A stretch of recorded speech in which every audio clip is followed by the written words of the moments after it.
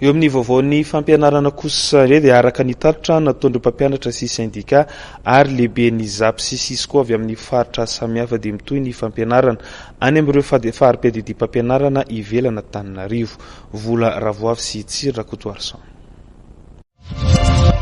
Mitoy ny fampianarana ao anivon'ireo farim-piadidia mpampianarana ivelana Antananarivo araka ny tatitra nataon'ireto mpampianatra syndika ary lehibe ny ZAP sy SISCO avy any amin'ny faritra samihafa ireto. Ho an'ny farim-piadidia mpampianarana Anitasy ohatra dia nanao fanadinana andrana CEPE tamin'ny herinandro ity, nambaran'izy ireo fa manohana ny fitakiana fanatsarana ny fiainan'ny mpampianatra izy ireo saingy tsy fotoana fitakiana syndikaly izao fotoam-panadinana izao. Ny antony fotoanandroany dia fampahafantarana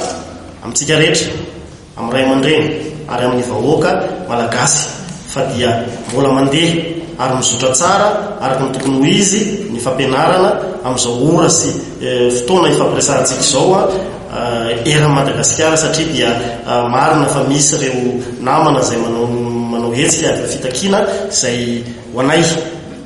ny tena syndikalista ho an'ireto mpiara-pisehatra reto ihany koa dia mahatsapa fa ilaina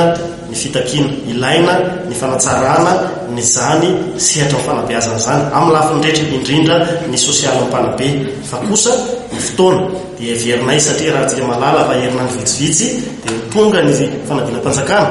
dia